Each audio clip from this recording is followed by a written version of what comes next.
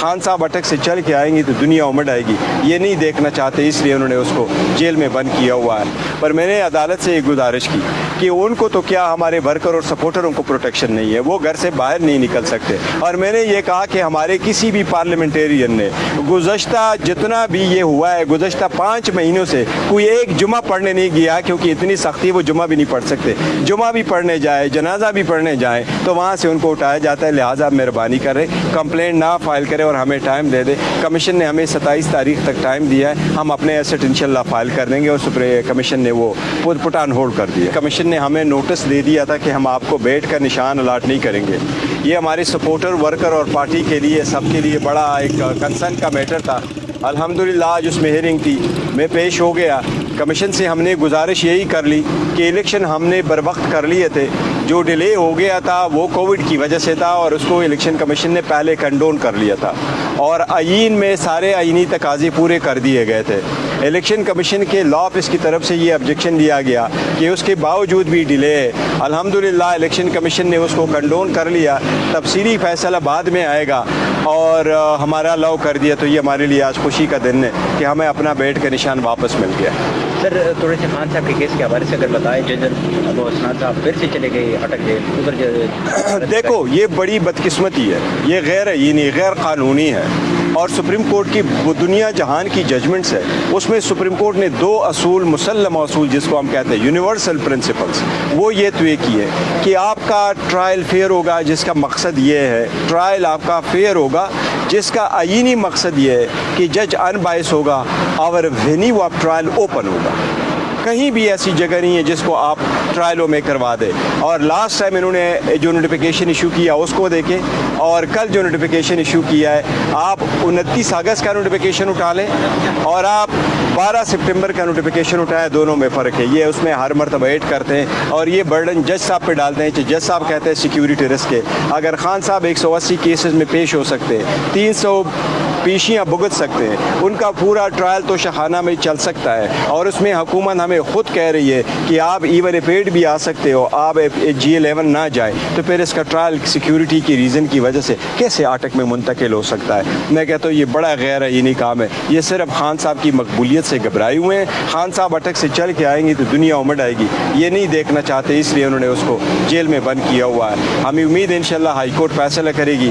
High court आवाम की बुनियादी हकूक़ का मुहाफ़िज़ है। मैं अदलिया से मुतालबा करता हूँ कि बुनियादी हकूक़ का तहफ़्फ़ुज़ करते हुए अपना सब कुछ कुर्बान करे। ये आपका ओथ जो है ना, उसका तकाजा है कि लोगों के राइट प्रोटेक्ट कर। कल लंदन से एक अहम खबर सामने आ गई कि नवाज शरीफ साहब जो है वो 21 अक्टूबर को पाकिस्तान में होंगे।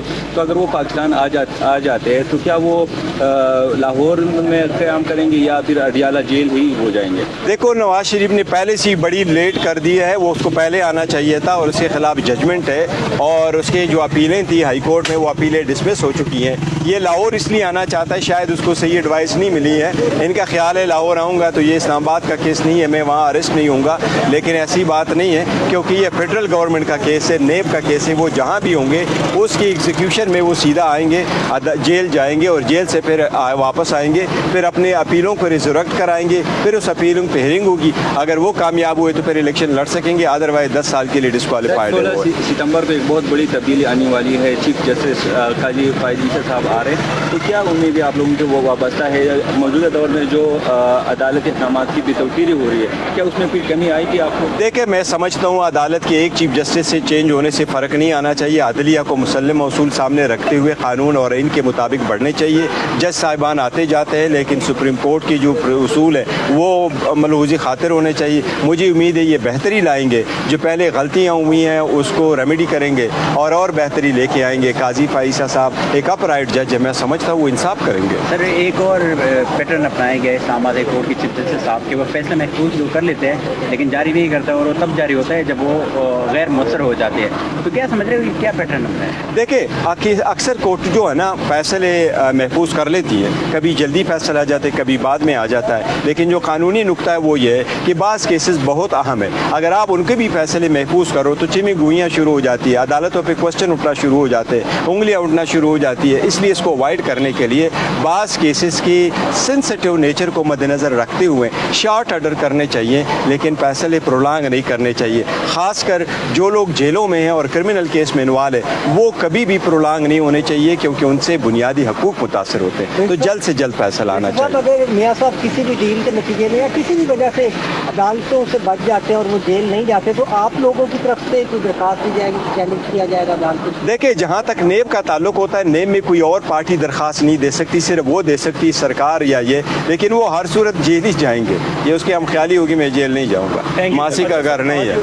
پاکستان مسلم لیگ نون سے تعلق رکھنے والے وکلا اسلام آباد کے اندر ایک کنونشن کر رہے ہیں، تو اس حوالے سے کیا کہیں گے؟ کیا یہ وکلا کے اندر نہیں، ہمارے وکیلوں میں ہوتے رہتے ہیں، ہمارے مختلف گروپس ہوتے ہیں، ہم کرتے ہیں، لیکن سارے قانون کی بالادستی کے لیے کام کر رہے ہیں. انہوں نے بھی ایک کنونشن بلا رکھی ہے اور اس میں وہ میرا خیال ہے کوئی زیادہ تر پراپرٹی جو پلاٹس وغیرہ ہمارے ہوتے ہیں کوئی وہ وکلا کی ویلفیئر کے لیے اس کے لیے ہے، تو وہ ہوتا رہتا ہے، لیکن it's part of the game.